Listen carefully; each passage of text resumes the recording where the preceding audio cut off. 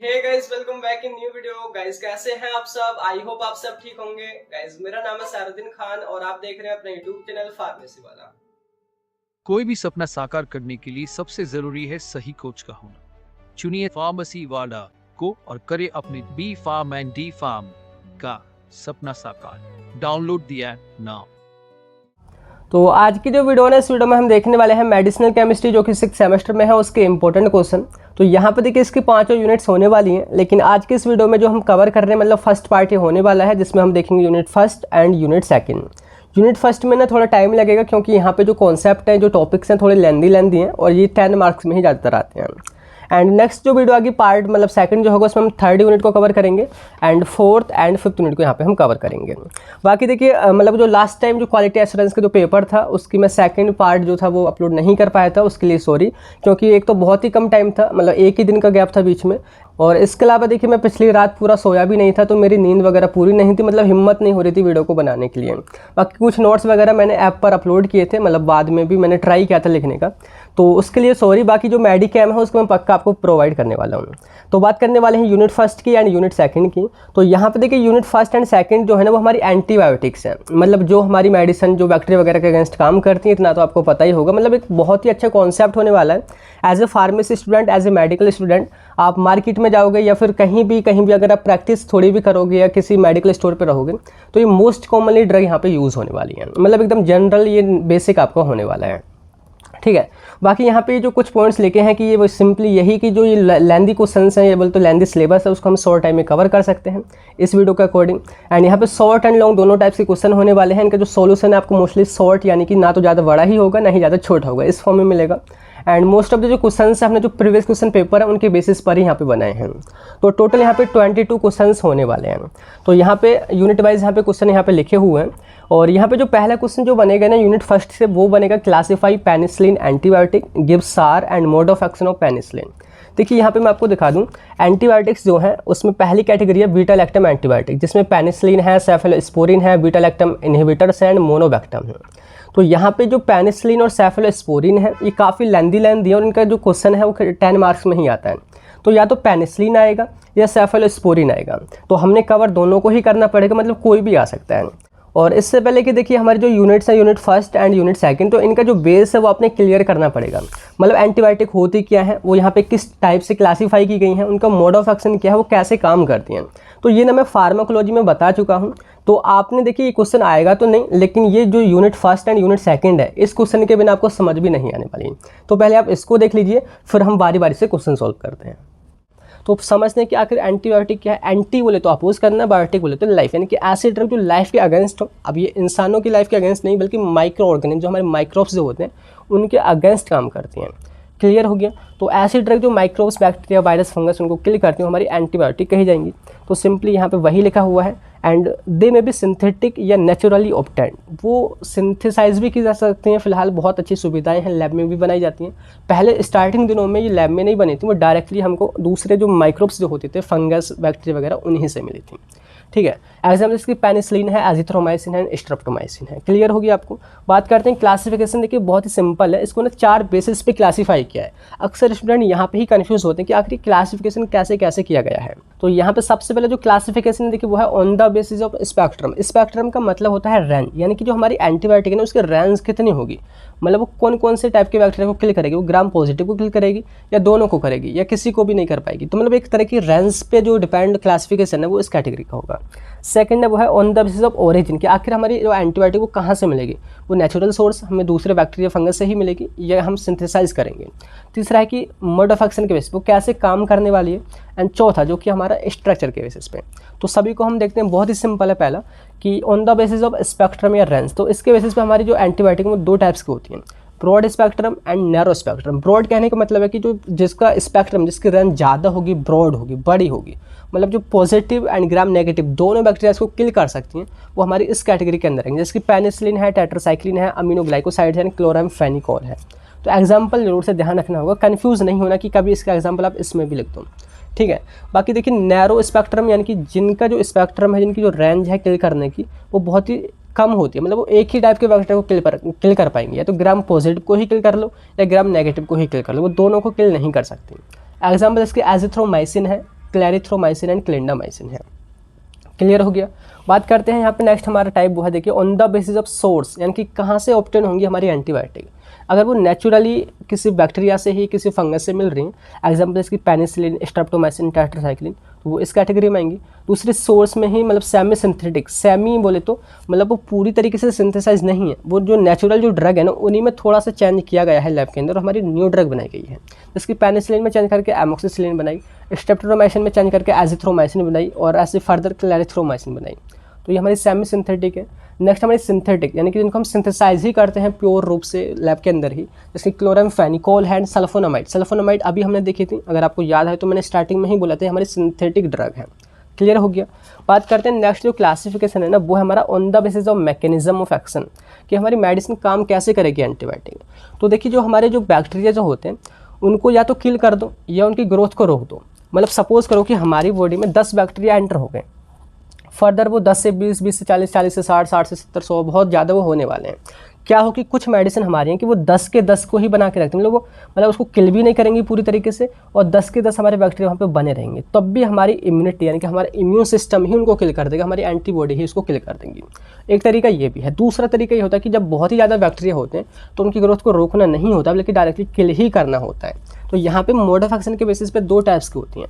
एक है bacteriostatic. Static जो वर्ड जहाँ भी जुड़ जाता है मतलब स्थिर हो जाना, रुक जाना या बोलते रोक देना, मतलब ऐसी दवाइयाँ, ऐसी एंटीबायोटिक जो बैक्टीरिया को किल नहीं करेंगी पूरी तरीके से, बस उनकी ग्रोथ को रोक देंगी, तो हमारी यही कही जाएंगी बैक्टीरियोस्टैटिक। एग्जाम्पल इसकी हमारी टेट्रासाइक्लिन है, मैक्रोलाइड्स है, क्लोरामफेनिकोल एंड सल्फोनामाइड है। अभी आपको ना एग्जाम्पल जो ये ध्यान रखने हैं मैं अभी आपको समझा दूंगी कैसे आप यहाँ पे लिख सकते हैं। बाकी देखिए बैक्टीरियासिडल का मतलब होता है किल कर देना, मतलब पूरी तरीके से हमारे जो बैक्टीरिया जो हैं वो किल हो जाएंगे इन एंटीबायोटिक से, वो हमारी बैक्टीरियासिडल कही जाएंगे। एग्जाम्पल इसकी बीटा लैक्टम है, उसमें आती है पेनिसिलिन, सेफेलोस्पोरिन वगैरह, एंड अमीनोग्लाइकोसाइड्स हैं एंड क्विनोलोन्स है, वो इस कैटेगरी के एग्जाम्पल है। और इसके बाद देखिए आपने एक और इम्पोर्टेंट चीज़ समझनी है जिससे कि आपको मोड ऑफ एक्शन सभी मेडिसिन का समझ में आ जाए कि आखिर हमारी एंटीबायोटिक काम कैसे करेंगे। एक जनरल मोड ऑफ एक्शन आपने देखना होगा।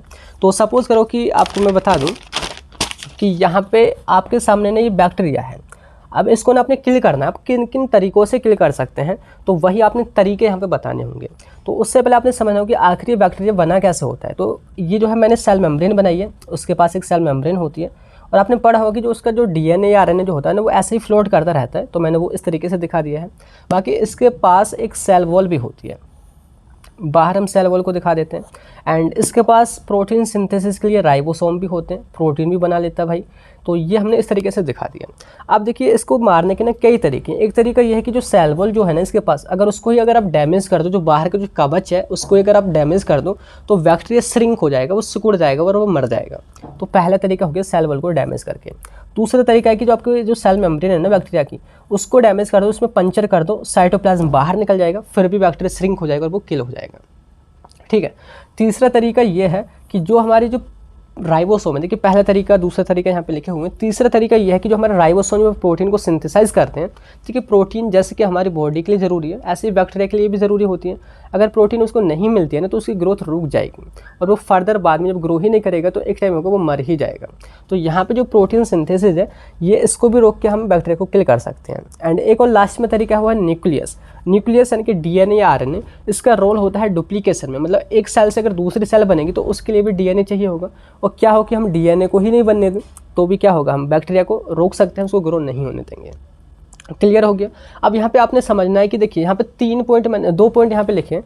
पहला पॉइंट है कि if drug act by interfere with cell wall, nucleus and cell membrane. देखिए 3 चीज़ को समझना, अगर हमारी जो ड्रग है वो सेल वॉल से, सेल मेम्ब्रेन से, न्यूक्लियस को इंटरफेयर करके काम करती है तो वो हमारी बैक्टीरियोसिडल होती है, मतलब पूरी तरीके से बैक्टीरिया को किल कर देती है। एंड सिंगल मेथड, अगर हमारी ड्रग प्रोटीन के सिंथेसिस को रोक के काम कर रही है, मतलब वो पूरी तरीके से बैक्टीरिया को किल नहीं करेगी, वो केवल उसकी ग्रोथ को ही रोक देगी। आप सिंपली ध्यान रखना कि प्रोटीन जो है वो ग्रोथ के लिए ज़रूरी होती है, अगर प्रोटीन को ही अगर हम रोक दें तो ग्रोथ नहीं होगी। तो अब मैं आपको यहाँ पे समझाता हूँ। देखिए यहाँ पे आप देखोगे बैक्टीरियोसिडल, तो यहाँ पे जो भी एग्जाम्पल दिए ना, जिसकी पेनिसिलिन है, सेफेलोस्पोरिन है, अमीनोग्लाइकोसाइड है, क्विनोलोन्स है, तो यहाँ पे सेम वही है, penicillin, cephalosporin and quinolones, fluoroquinolones and aminoglycoside. तो ये जो भी मैंने नेम बोले, ये जो सारी ड्रग हैं वो इन्हीं 3 तरीके से काम करेंगी, या तो सेल वॉल को डैमेज करेंगी, या न्यूक्लियस को डैमेज करेंगी, या सेल मेम्ब्रेन में पंचर करेंगे। तो यह है इसका तरीका। एंड जो हमारी बाकी यहाँ पे जो ड्रग हैं टेट्रासाइक्लिन, मैक्रोलाइड, क्लोरामफेनिकोल, सल्फोनामाइड, ये पूरी तरीके से काम नहीं किल नहीं करती हैं, मतलब प्रोटीन के सिंथेसिस को इनहिबिट करके काम करती हैं।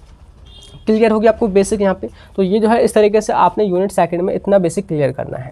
एंड एक और क्लासिफिकेशन है वो है on the basis of structure. ये जो क्लासिफिकेशन है ना अपने अच्छी तरीके से मेडिकेम में भी पढ़ा होगा, अगर नहीं पढ़ा है तो उसके भी हम इंपॉर्टेंट क्वेश्चंस वगैरह बताएंगे। बाकी आप कमेंट कर देना कि कौन से सब्जेक्ट के आपको पहले चाहिए, तो मैं वो पहले अपलोड कर दूँगा, ठीक है। तो यहाँ पे on the basis of structure ये जो है इतने टाइप्स के होते हैं। पहला बीटा लैक्टम, यानी कि ऐसी एंटीबायोटिक जिनके स्ट्रक्चर में बीटा लैक्टम रिंग होती है वो हमारी बीटा लैक्टम एंटीबायोटिक कही जाएंगी। जैसे कि पेनिसिलिन है, सेफेलोस्पोरिन है, मोनोबैक्टम है। तो पहले यही है पेनिसिलिन, सेफेलोस्पोरिन, तो दो इसी कैटेगरी की ड्रग है यहाँ पे। नेक्स्ट हमारी मैक्रोलाइड, मैक्रोलाइड जिनके अंदर मैक्रोलाइड इलेक्ट्रॉन रिंग होती है, जैसे कि एरिथ्रोमाइसिन है, एजिथ्रोमाइसिन है, क्लेरिथ्रोमाइसिन है, तो हमारी मैक्रोलाइड होंगी। देखिए मैंने यहाँ पे दो तरीके के निशान में लगा रहा हूँ, एक है पेनिसिलिन, सेफेलोस्पोरिन और अमीनोग्लाइकोसाइड और फ्लोरोक्विनोलॉन्स और क्विनोलॉन्स। तो जिस पर भी मैंने निशान लगाई ना रेड वो हमारी बैक्टीरियोसिडल होती है। बाकी जो भी हमारी बची हैं एक और हमारा ये हमारी बैक्टीरियोसिडल होती हैं। बाकी जैसे कि सल्फोनामाइड है, क्लोरामफेनिकोल है, मैक्रोलाइड्स हैं, टेट्रासाइक्लिन हमारी बैक्टीरियोस्टैटिक होती हैं। ये ध्यान रखना है आपने। और इसके बाद देखिए नेक्स्ट हमारी कैटेगरी देखिए भाई टेट्रासाइक्लिन, उनके स्ट्रक्चर में टेट्रासाइक्लिन रिंग होती है। तो इसका एग्जांपल इसकी टेट्रासाइक्लिन एक खुद ही है, डॉक्सीसाइक्लिन है, मिनोसाइक्लिन है, ऑक्सीटेट्रासाइक्लिन है, तो इस कैटेगरी की है। इसके अलावा अमीनोग्लाइकोसाइड, तो ये अमीनोग्लाइकोसाइड्स ये होते हैं, जिसके एग्जांपल इसके स्ट्रेप्टोमाइसिन है, नियोमाइसिन है, कैनामाइसिन है, तो ये इस कैटेगरी की ड्रग है। इसके बाद में हमारे कुछ मिसलेनियस बचे हैं, जैसे क्लोरामफेनिकोल, सल्फोनामाइड एंड कोट्रीमोक्साजोल। देखिए तीन चीज़ें, सल्फोनामाइड, कोट्रीमोक्साजोल एंड क्लोरामफेनिकोल, ये जो है किसी भी कैटेगरी में फिट नहीं बैठते हैं, तो इनको हम मिसलेनियस बोल दे रहे हैं। बाकी सबकी एक अलग अलग कैटेगरी यहाँ पे बनी हुई है, आप सही तरीके से देख लेना। क्लियर हो गया आपको? ये पूरा जो है क्लासिफिकेशन यहाँ पे समझ में आ जाना ही चाहिए कि इस तरीके से ये जो है पूरी तरीके से सिलेबस में फिट किए गए हैं। तो यहाँ पे देखिए सिंपली जो हमारा पहला क्वेश्चन है वही है कि पेनिसिलिन एंटीबायोटिक क्या होती है, क्लासीफाई कीजिए, उनका सार बताइए, मोड ऑफ एक्शन बताइए। तो पूरा 10 मार्क्स में है, तो सिंपली हम इसको यहाँ पे खोलते हैं। क्वेश्चन हमारा 1 यहाँ से स्टार्ट होता है।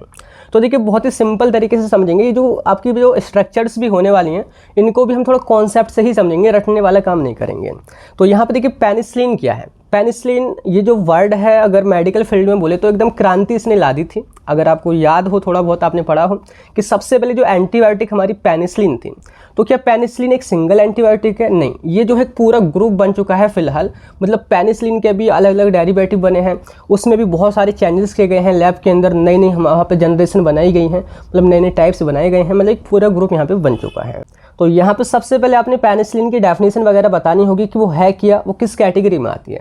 तो लिखना है कि penicillin is a broad spectrum antibiotic. अभी आपने पढ़ा होगा बेसिक में, जो भी आपने मैंने जोड़ दी थी वीडियो, कि हमारी ब्रॉड स्पेक्ट्रम एंटीबायोटिक होती है, मतलब ग्राम नेगेटिव पॉजिटिव दोनों बैक्टीरिया को किल करती है। बैक्टीरियोसिडल होती है, मतलब बैक्टीरिया को पूरी तरीके से किल कर देती है। और कैसे काम करती है, जो बैक्टीरिया की जो सेल वॉल है उसी को सिंथेसाइज नहीं होने देती।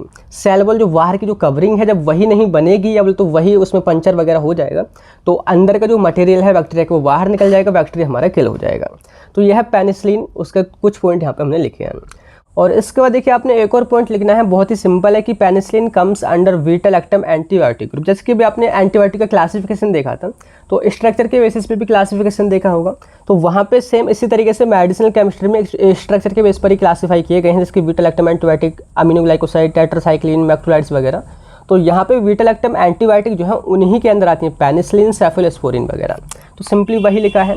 और बीटा लैक्टम एंटीबायोटिक क्या होती है, यानी कि ऐसी एंटीबायोटिक जिनकी स्ट्रक्चर में बीटा लैक्टम रिंग होती है। ठीक है, अब ये बीटा लैक्टम रिंग होती कैसी है, देखिए सिंपली यहाँ पे लिखा है कि those antibiotic which contains beta lactam ring are called beta lactam antibiotic. Beta lactam antibiotic में ऐसी रिंग होती है इसको हम बीटा लैक्टम रिंग बोलते हैं। अब यहाँ पे बीटा हम क्यों प्रीफिक्स यूज़ कर रहे हैं वो मैं भी आपको बताऊंगा। तो सिंपली समझो यहाँ पे 1 2 3 4 मतलब एटम्स हैं, जो मेन एटम है, कि ये 4 मेंबर्ड हेटेरोसाइक्लिक रिंग है। हेटेरो इसलिए बोल रहे हैं क्योंकि यहाँ पे नाइट्रोजन है, एक हेटेरो एटम भी प्रेजेंट है।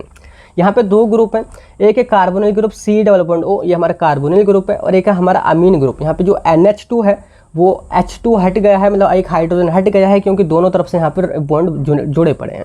तो ये है हमारी लैक्टम रिंग, या बोले तो बीटा लैक्टम रिंग। अब ये बीटा क्यों यूज़ करें, देखिए जहाँ भी आपने एक चीज़ सुनी होगी, अगर आपने ऑर्गेनिक केमिस्ट्री पे थोड़ा ध्यान दिया हो, कि सपोज करो जैसे कि हमारा कार्बोनिल ग्रुप हो गया या COH ग्रुप हो गया, तो इससे जो पहला कार्बन जुड़ता है, ये बोले तो ये जो पहला जो कार्बन होता है उसको हम बोलते हैं अल्फ़ा कार्बन। और इसके बाद में सपोज हमारा यहाँ पे CH2 और CH2 इस तरीके से हमारे कार्बन जुड़े पड़े हैं, तो पहला कार्बन जो जुड़ता है उसको हम बोलते हैं अल्फ़ा कार्बन, दूसरे को हम बीटा कार्बन, तीसरे को हम गामा कार्बन, इस तरीके से बोलते हैं। लेकिन कार्बोनिल के अंदर जो होता है वो पहला कार्बन भी वो ऐड किया जाता है, मतलब उसी को हम अल्फ़ा कार्बन बोलते हैं। तो अल्फ़ा कार्बन हो गया कार्बोनिल वाला और बीटा कार्बन हो गया हमारा कौन सा, अमीन ग्रुप वाला। तो यहाँ पे इसी वजह से यहाँ पे बीटा जो वर्ड है वो यूज़ किया गया है कि बीटा लैक्टम एंटीबायोटिक, मतलब बीटा लैक्टम इसमें रिंग होती है और यहाँ पे इसको हम एज़ेटिडिनोन भी बोलते हैं। देखिए एक चीज़ आपने ध्यान रखनी है, कुछ हमारे प्रीफिक्स यूज किए जाते हैं ऑर्गेनिक केमिस्ट्री में कि जहाँ भी एज अ वर्ड यूज़ हो जाए, मतलब आ जाए, वो वहाँ पे नाइट्रोजन प्रेजेंट होती है। क्या बोलते, तो नाइट्रोजन के लिए हम एज अ प्रीफिक्स का यूज़ करते हैं। थाया, ये जो वर्ड है थाया, ये हम यूज़ करते हैं सल्फ़र के लिए, अभी आपने ध्यान रखना पड़ेगा, बार बार यूज़ होने वाले हैं। ऑक्सा जो वर्ड हम यूज़ करते हैं ये ऑक्सीजन के लिए। तो यहाँ पे जो एज ए जो आ रहा है वो नाइट्रोजन की वजह से आ रहा है, एज़ेटिडिनोन। यहाँ पे ऑन जो सफिक्स लास्ट में जुड़ा है वो यहाँ पे कार्बोनिल ग्रुप की वजह से जुड़ा है। तो आपने बेसिक चीज़ें याद रखनी है क्योंकि ये अभी आपको स्ट्रक्चर ड्रॉ करने में बहुत हेल्प करेगी, आपने रटना नहीं पड़ेगा। तो जो भी हमारी एंटीबायोटिक बीटा लैक्टम वाली होने वाली हैं, पेनिसिलिन हो गई, सेफलोस्पोरिन्स के अंदर बहुत सारी होगी, बीटा लैक्टमेज इनहिबिटर के अंदर होगी, मोनोवेक्टम के अंदर होगी, तो उनके अंदर कंपलसरी आप रट लो कि ये वाली रिंग तो प्रेजेंट ही होगी। क्लियर हो गया? तो सिंपल सा ये कॉन्सेप्ट है।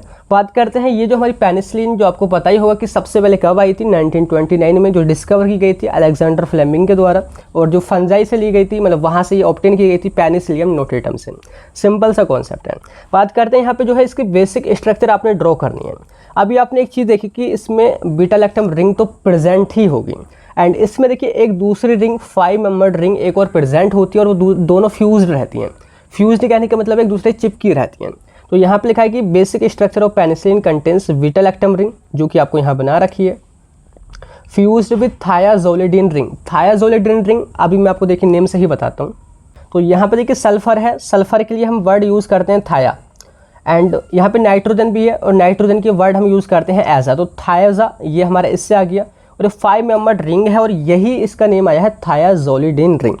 तो ये रिंग और ये रिंग जब दोनों फ्यूज़ हो जाती हैं, मिल जाती हैं, तो उससे ही बनने वाली है पेनिसिलिन की स्ट्रक्चर।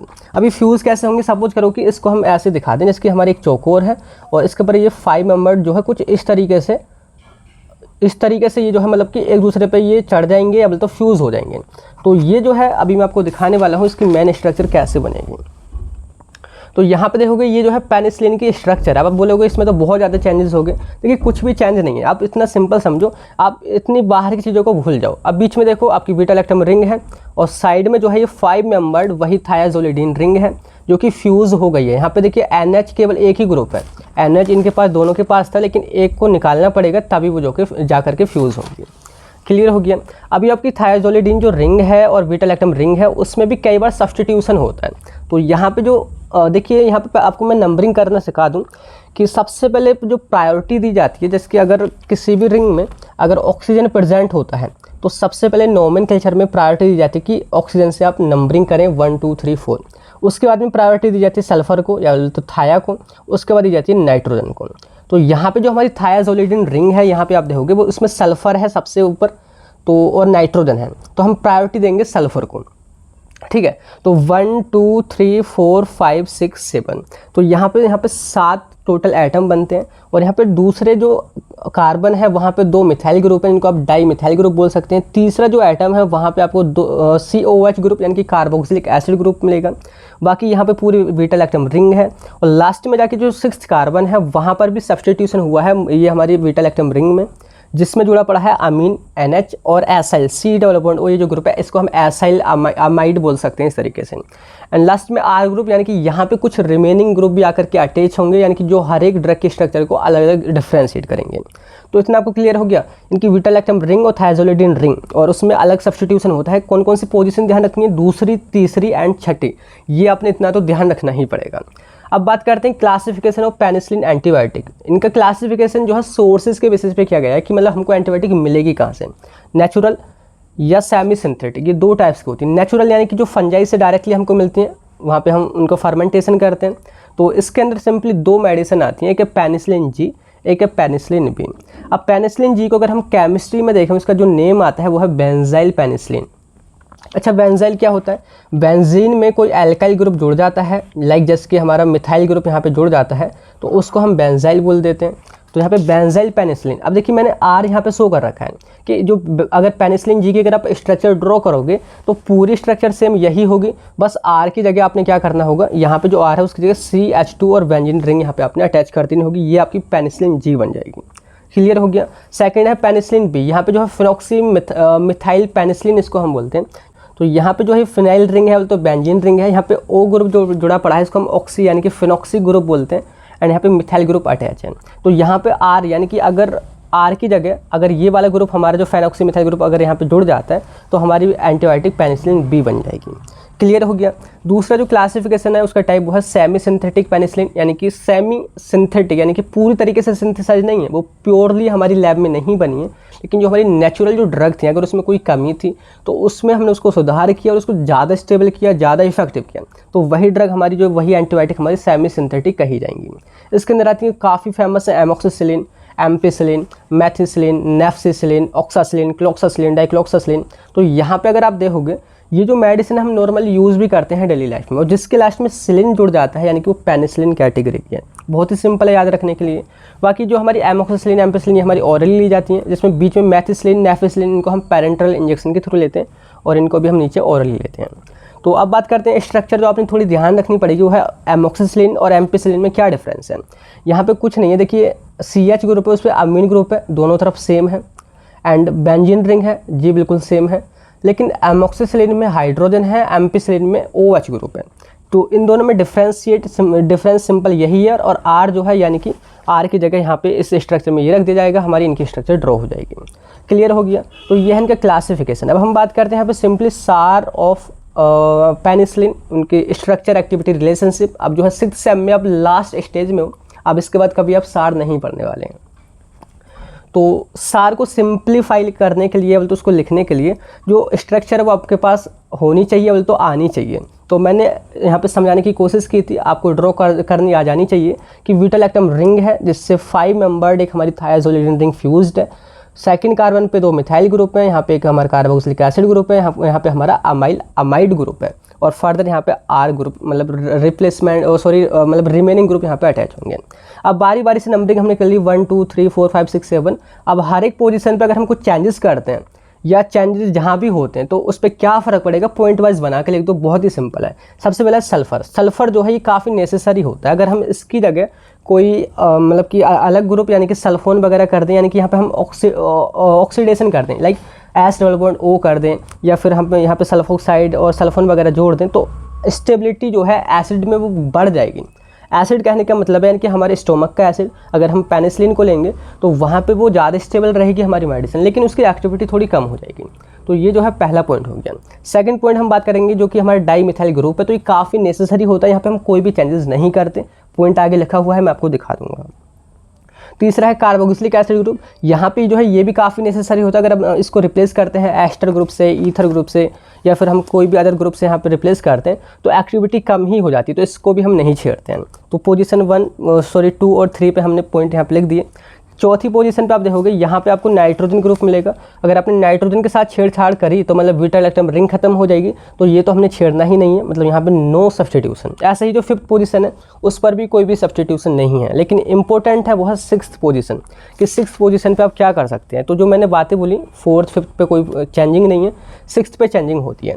तो 6th पे 2 चेंजिंग हो सकती है। पहला कि अगर आप कुछ ऐसा ग्रुप यहाँ पे जोड़ देते हैं जो इलेक्ट्रॉन विड्रॉइंग ग्रुप हो। इलेक्ट्रॉन विड्रॉइंग कहने का मतलब है कि ये जो हमारी टोटल रिंग है उससे इलेक्ट्रॉन को खींचे, मतलब इधर से अपनी तरफ को खींचे, तो वहाँ पे क्या होगा, जो हमारी ड्रग है वो एसिड में ज़्यादा स्टेबल बनेगी, मतलब वो जो है हमारे स्टोमक के एसिड में ज़्यादा टाइम तक टिक सकती है, स्टेबल रह सकती है। एक पॉइंट हो गया। दूसरा कि अगर हम यहाँ पे एक ऐसा बल्कि ग्रुप जोड़ते हैं, इसके हमारे यहाँ पे एसाइल अमाइड तो है ही, या अगर हम यहाँ पे ऐसा बल्कि ग्रुप जोड़ दें, मतलब बहुत भारी ग्रुप जोड़ दें, तो हमारी जो ड्रग है वो रेजिस्टेंट डेवलप कर लेगी किसके अगेंस्ट, बीटा लैक्टामेज एंजाइम के अगेंस्ट। तो यहाँ पे लिखा है कि if bulky group added so drug will become resistant to beta lactamase enzyme. अब ये बीटा लैक्टामेज एंजाइम क्या है, यानी कि ये जो एंजाइम वो बैक्टीरिया के द्वारा मतलब कि प्रोड्यूस किया जाता है, जो कि हमारी एंटीबायोटिक्स का ब्रेकडाउन करता है, बोले तो हमारी ड्रग को इनएक्टिवेट करता है। तो अगर हमारी ड्रग में कोई भारी ग्रुप आके जुड़ जाता है इस पोजीशन पे, तो हमारी जो ड्रग है ना वो इस एंजाइम के अगेंस्ट भी काम कर सकती है, बोले तो इस एंजाइम का कुछ फ़र्क नहीं पड़ने वाला फिर हमारी ड्रग पे। तो ये जो है इस तरीके से आपने लिखना है। बाकी जो 7 पोजीशन है उस पर कोई भी सब्स्टिट्यूशन अलाउ नहीं है, क्योंकि आपकी बीटा लैक्टम रिंग खराब हो जाएगी। तो ये जो है सिंपली सार है पेनिसिलिन का। आई होप आपको क्लियर हो गया होगा। मैं बहुत ही सिंप्लीफाई करने की कोशिश कर रहा हूँ कि आपको सारी चीज़ें कॉन्सेप्ट वाइज ही याद हो, आपने रटना ना पड़े। अब बात करते हैं यहाँ पे हम मोड ऑफ एक्शन की। क्या है मोड ऑफ एक्शन पेनिसिलिन का? स्टार्टिंग में ही बोल दिया था कि ये हमारी बैक्टीरिसाइडल होती है, बैक्टीरिया को पूरी तरीके से किल कर देती है। अब बैक्टीरिया को पूरी तरीके से किल करने के तरीके मैंने बेसिक वीडियो में, मतलब स्टार्टिंग में जो वीडियो जोड़ी थी उसी में बताया था, यानी कि सेल वॉल को इनहिबिट करके आप बैक्टीरिया को किल कर सकते हैं पूरी तरीके से। तो ये वही तरीके को अपनाती हैं, ठीक है। अब इस सेल वॉल को कैसे सिंथेसाइज नहीं होने देती हैं? तो ये जो हमारी पेनिसिलिन जो होती है एक एंजाइम, यानी कि ट्रांसपेप्टाइडेज एंजाइम, ये इसको इनहिबिट कर देती है। अब ये जो एंजाइम होता है ट्रांसपेप्टाइडेज एंजाइम, इसका काफ़ी इंपॉर्टेंट रोल होता है सेल वॉल की सिंथेसिस में। मतलब अगर ये एंजाइम अच्छे से काम नहीं करेगा हमारी सेल वॉल नहीं बनेगी। तो सिंपली पेनिसिलिन इसी को जाके इनहिबिट कर देती है, और जैसे ये इनहिबिट होगा, ब्लॉक होगा, तो हमारी सेल वॉल की सिंथेसिस रुक जाएगी। जब सेल वॉल ही नहीं बन पाएगी तो हमारा क्या होगा, बैक्टीरिया किल हो जाएगा। तो ये सिंपली आपने मोड ऑफ एक्शन लिखना होगा पेनिसिलिन का। तो यहाँ पे देखिए अभी जो हमारा पहला क्वेश्चन है ना वो पूरी तरीके से बिल्कुल लेंथी जो हमने पूरी तरीके से यहाँ पे कवर करा है। आई होप सारा कुछ आपको समझ में आ गया होगा। सेकंड क्वेश्चन आपको इसकी मदद से बहुत अच्छे से समझ में आएगा अगर आपने इस क्वेश्चन को अच्छे से समझ लिया है। बात करते हैं सेफलोस्पोरिन क्या होती है, क्लासीफाई कीजिए, सार बताइए, मोड ऑफ एक्शन बताइए। ये आ सकता है अगर पेनिसिलिन वाला नहीं आता है, वही 10 मार्क्स में। तो सेफलोस्पोरिन सिंपली क्या लिखोगे कि ये हमारी ब्रॉड स्पेक्ट्रम एंटीबायोटिक होती हैं, जो कि बैक्टीरियोसाइडल होती हैं, और जो हमारी बीटा लैक्टम एंटीबायोटिक की कैटेगरी में आती हैं। सिंपल 3 पॉइंट यहाँ पे हमने बताए हैं। एंड ये जो सबसे पहले ऑब्टेन की गई थी वो 1945 में, यानी कि जब हमारा देश आज़ाद हुआ था या वहाँ होने से पहले 2 साल पहले ये जो है खोज ली गई थी, जो कि सेफेलोस्पोरियम एक्रीमोनियम इस फंजाई से सबसे पहले ये ली गई थी। तो ये जो है इसकी हिस्ट्री एक पॉइंट यहाँ पे लिख देना है। सेकंड, अब देखिए यहाँ पे एक चीज़ आपने डिफ्रेंशिएट करके चलनी होगी कि आखिर पेनिसिलिन और सेफलोस्पोरिन में क्या मेन डिफरेंस है। तो अभी आपने एक चीज़ देखी कि जो हमारी पेनिसिलिन जो होती है वहाँ पे एक आपकी 4 मेंबर्ड रिंग होती है बीटा लैक्टम, मतलब ये तो कंपलसरी होगी ही इसमें भी, लेकिन यहाँ पे एक 5 मेंबर्ड रिंग थी थायाजोलिडिन रिंग। तो थायाजोलिडिन रिंग जो 5 मेंबर्ड रिंग है इसकी जगह पे एक दूसरी 6 मेंबर्ड रिंग होगी। ध्यान रखना, इसमें 5 मेंबर्ड रिंग है पेनिसिलिन में, और इसके अंदर सेफलोस्पोरिन में 6 मेंबर्ड रिंग होगी, और जिसका नाम है वो है डाईहाइड्रोथायाजीन। मतलब 2 हाइड्रोजन होंगे, थाया बोले तो वही सल्फर, एंड एजा बोले तो नाइट्रोजन उसमें प्रेजेंट होगा, है ना। तो सेफलोस्पोरिन कंटेन्स डाईहाइड्रोथायाजीन रिंग यानी कि 6 membered ring, but penicillin contains 5 membered thiazolidine ring. अब क्लियर हो गया। अब सिंपली उसकी बेसिक स्ट्रक्चर आपने ड्रॉ करनी है, वही 2 रिंग आपने पहले दिखानी होंगी। मतलब मैं बहुत ही सिंप्लीफाई करके यहाँ पे लिखा था कि आपको समझ में आ जाए, कंफ्यूज ना हो कि पहले बीटा लैक्टम रिंग है, बीटा लैक्टम रिंग के साथ में यही है डाईहाइड्रोथायाजीन रिंग। डाईहाइड्रो कहने का मतलब कि यहाँ पे देखिए हाइड्रोजन और हाइड्रोजन है, तो डाईहाइड्रो, सल्फर को हम बोलते हैं थाया, और नाइट्रोजन की जगह हम बोलते हैं एजा, और एजा की जगह एजीन क्यों बन रहा है, क्योंकि यहाँ पे डबल बॉन्ड है। तो ये है आपकी डाईहाइड्रोथायाजीन रिंग, जो कि इसके साथ में क्या है, फ्यूज्ड होगी। अब जैसे ही फ्यूज्ड होगी तो सिंपली रेड कलर में सेम आपको नज़र आ रहा है, ब्लू कलर में ये वाली नज़र आ रही है, एंड यहाँ पे 4th पोजीशन पे सब्स्टिट्यूशन होकर के कार्बोक्सिलिक एसिड ग्रुप जुड़ता है, और यहाँ पे जो है रिमेनिंग जो ग्रुप होते हैं वो 2 जगह पे अटैच हो सकते हैं। एक है 3rd पोजीशन, एक है यहाँ पे 7 पोजीशन के साथ में वही ये सेम ग्रुप है, वही acyl amide group, acyl amide group ये सेम वही है, और यहाँ पे R1 की जगह और अदर ग्रुप यहाँ पे अटैच होंगे, जैसे कि मैंने अभी आपको पेनिसिलिन में बताया था। तो बेसिक स्ट्रक्चर सेम मिलती जुलती है, बस थोड़ा सा डिफरेंस यहाँ पे है, ये आपने ध्यान रखना है, जिसको हम डाईहाइड्रोथायाजीन रिंग बोलते हैं। अब बात करते हैं क्लासिफिकेशन ऑफ सेफलोस्पोरिन।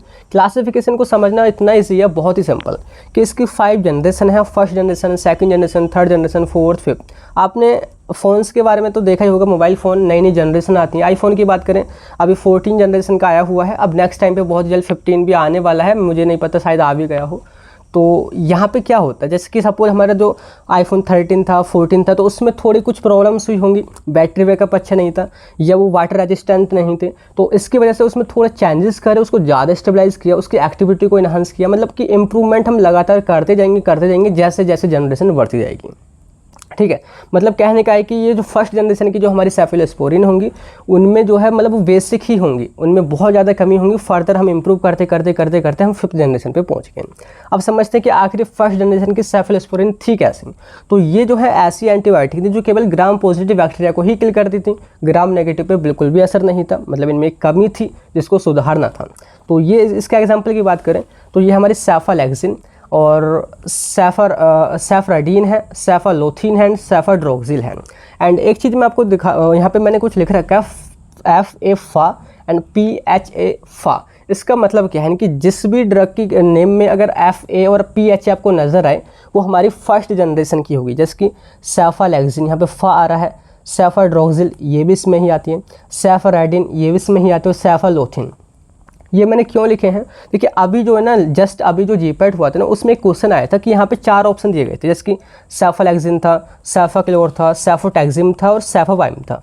अब उसमें पूछा था कि इसमें से बताइए कि 3rd जनरेशन सेफलोस्पोरिन ड्रग कौन सी है। जस्ट अभी ये पूछा गया था, जिसमें एग्जाम्पल में दे रखा था मतलब ऑप्शन में वो था सेफोटैक्सिम, और ये बिल्कुल सही जवाब था। तो ये याद रखने का तरीका मैं आपको बता रहा हूँ। अगर वहाँ पे FA और PHA अगर आता है तो हमारी फर्स्ट जनरेशन की है। और सेकंड जनरेशन की बात करें तो ये जो हमारी एंटीबायोटिक थी, यानी कि देखिए इसमें क्या कमी थी पहली जनरेशन में कि वो ग्राम नेगेटिव को किल नहीं कर पाती थी। तो इस जनरेशन में उसी पर इम्प्रूवमेंट किया गया, मतलब कि ये जो हमारी एंटीबायोटिक बनी वो ग्राम नेगेटिव को तो किल कर देती थी लेकिन ग्राम पॉजिटिव को किल नहीं कर पाती थी। मतलब दोनों का फंक्शन जो फर्स्ट जनरेशन और सेकंड जनरेशन उसका अलग अलग था, जस्ट अपोजिट था। इसका एग्जाम्पल की बात करें जैसे सेफाक्लोर है, सेफोरोक्साइम है, सेफोक्सिटिन है एंड सेफामेंडोल है। तो ये सेकंड जनरेशन के एग्जांपल है। बात करते हैं सबसे इंपॉर्टेंट जो सबसे मतलब नॉर्मली हम यूज़ करते हैं, जैसे कि मैं आपको एग्जांपल बताऊंगा, तो वो होती है हमारी 3rd जनरेशन वाली, जैसे कि सेफोटैक्सिम बहुत मोस्ट कॉमनली यूज़ की जाती है। सेफ्ट्राइएक्सोन अक्सर आपने सुना होगा, सेफ्ट्राइएक्सोन जिसको हम मोनोसेफ इंजेक्शन भी बोलते हैं, जो अक्सर मलेरिया टाइफॉइड में जो देना पड़ता है, तो सेफ्ट्राइएक्सोन होता है। सेफेक्सेम टैबलेट बहुत ज़्यादा रिकमेंड की जाती है। तो हमारी 3rd जनरेशन की एंटीबायोटिक सबसे ज़्यादा यूज़ की जाती हैं क्योंकि ये ग्राम पॉजिटिव को भी किल करती हैं, ग्राम नेगेटिव को किल करती हैं। मतलब दोनों जो जनरेशन थी क्या प्रॉब्लम थी, एक एक को ही किल कर पा रही थी, लेकिन यहाँ पे उसने सॉल्व कर दिया। और इनके नेम में देखिए 3 आपको बीच में वर्ड जोड़ सकते हैं, मतलब देखे जा सकते हैं, या तो 1 मिलेगा या 10 मिलेगा या आइम जो मिलेगा, जैसे कि आइम, सेफेक्साइम, सेफोटैक्सिम, सेफेमेनोक्सिम और सेफ्टिजॉक्सिम, यार क्या बोल रहा है सर तू, सेफ्टिजॉक्सिम। तो ये है। एंड इसके बीच में देखिए आपको 1 भी मिल सकता है, जिसकी सेफ्ट्राएक्सोन में लास्ट में आपको यहाँ पे ऑन मिलेगा, ऐसे 10 भी मिलेगा जिसकी सेफ्टिब्यूटेन। तो ये जो है थोड़े निमोनिक्स आप यहाँ पे याद रखने के लिए ध्यान रख सकते हैं। ये हमारी 3rd जनरेशन की होगी। 4th जनरेशन में क्या हुआ, मतलब कि काम तो वही था, ये भी ग्राम पॉजिटिव को ही किल कर देती है, ग्राम नेगेटिव को भी किल कर देती थी, लेकिन उनकी एफिकेसी को थोड़ा और बढ़ाया गया। लिखा है कि rapidly penetrate outer membrane of bacteria की। ये जो हमारी ड्रग थी 4th जनरेशन की, वो बैक्टीरिया की जो आउटर मेम्ब्रेन होती है उसको बहुत रैपिड तरीके से क्रॉस कर जाती हैं और बहुत ही जल्दी से सेल वॉल की सिंथेसिस को रोक देती हैं। तो ये एग्जाम्पल सेफेवाइम है और सेफपिरोम है। और इसके बाद देखिए नेक्स्ट जो जनरेशन है वो है 5th जनरेशन, जो कुछ ज़्यादा ही एडवांस है। लिखा है कि this antibiotic specially created in labs to target resistant organism. मतलब उन ऑर्गेनिज्म को टारगेट करने के लिए, मतलब सपोज करो कि आप कुछ मेडिसिन लाइक जैसे कि हमारी 3rd जनरेशन 4th जनरेशन की जो मेडिसिन है, इनको ना किसी बीमारी को ठीक करने के लिए बहुत दिनों से यूज़ कर रहे हैं, लगातार यूज़ करते जा रहे हैं, तो आपकी बॉडी के अंदर रेजिस्टेंट डेवलप हो जाता है कि आप कितनी भी मेडिसिन ले लो भाई हम पे कुछ नहीं फ़र्क पड़ेगा। मतलब मेडिसिन के रेस्पॉन्स में कुछ बॉडी काम ही नहीं करती। तो उसके लिए कुछ स्पेशली हमारी 5th जनरेशन की सेफलोस्पोरिन बनाई गई जिन ऑर्गेनिज्म में रेजिस्टेंट डेवलप हो गया है उनके लिए। एग्जाम्पल इसकी सेफ्ट्रोलिन है एंड सेफ्टोविरोल है। इनके नेम में बीच में आपको रोल जुड़े मिलेगा, इसके रोल यहाँ पे है, रोल यहाँ पे है, हो गया। तो ये है हमारे classification of cephalosporin. I hope समझ में आ गया होगा। बात करते हैं सार। देखिए सार के लिए आपको स्ट्रक्चर समझ में आनी चाहिए। मैंने यहाँ पे सिंप्लीफाई करके आपको बताया था कि 2 रिंग होती हैं, एक 4 member ring beta lactam ring जो कि कंपलसरी होती ही है, दूसरी होती है डाईहाइड्रोथायजिन रिंग, यानी कि डाई बोले तो यहाँ पे 2 हाइड्रोजन होंगे और यहाँ पे फर्दर सब्स्टिट्यूशन हो रखा है जिसके COH ग्रुप है और यहाँ पे हमारा वही एसाइल अमाइड ग्रुप। यहाँ पे R2 और R1 मतलब 2 जगह पे यहाँ पे रिमेनिंग ग्रुप आके अटैच हो सकते हैं। बात करते हैं नंबरिंग वाइज, हमने यहाँ पे नंबरिंग कर दिया 1 2 3 4 5 6 7 8। तो हर एक पोजीशन पे क्या चेंजेस करने पे क्या फ़र्क पड़ेगा वही पॉइंट आपने बना करके लिखना है। तो यहाँ पे सबसे पहले देखिए हम बात करते हैं जो हमारी फर्स्ट पोजीशन है, तो जहाँ पे जो सल्फ़र है, अगर हम सल्फ़र की जगह यहाँ पे एक मिथाइलिन ग्रुप जोड़ देते हैं, CH2 ग्रुप यहाँ पे जोड़ देते हैं, तो वहाँ पे जो हमारी ड्रग है उसकी स्टेबिलिटी बढ़ जाएगी, मतलब वो ज़्यादा स्टेबल होगी। अगर वहीं अगर हम सल्फ़र की जगह अगर हम ऑक्सीजन लगा देते हैं, रिप्लेस कर देते हैं, तो एंटीबैक्टीरियल एक्शन बढ़ जाता है। तो ये चेंजेस करेंगे यहाँ पे। सेकंड जो है यहाँ पे कोई भी सब्स्टिट्यूशन नहीं करना है सेकंड पोजीशन पे। थर्ड जो पोजीशन है यहाँ पे पक्का सब्स्टिट्यूशन होगा, जहाँ पे लिखा ही है आर, यानी कि यहाँ पे रिमेनिंग ग्रुप आके अटैच होंगे।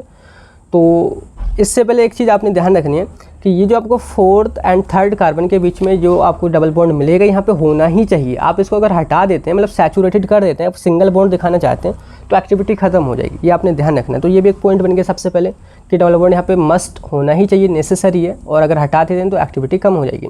और यहाँ पे जो R2 है, अगर आपकी जगह आप इसकी जगह कोई 5 मेंबर्ड रिंग हेटेरोसाइक्लिक रिंग यहाँ पे जोड़ देते हैं तो एक्टिविटी बढ़ जाती है।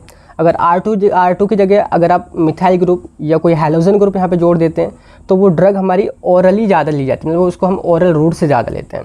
तो ये R2 की हम बात कर रहे हैं। एंड लास्ट में अगर हम वहीं R2 की जगह अगर आप कोई एसिटॉक्सी मिथाइल ग्रुप जोड़ देते हैं तो तब भी यहाँ पे जो है एक्टिविटी बढ़ जाती है।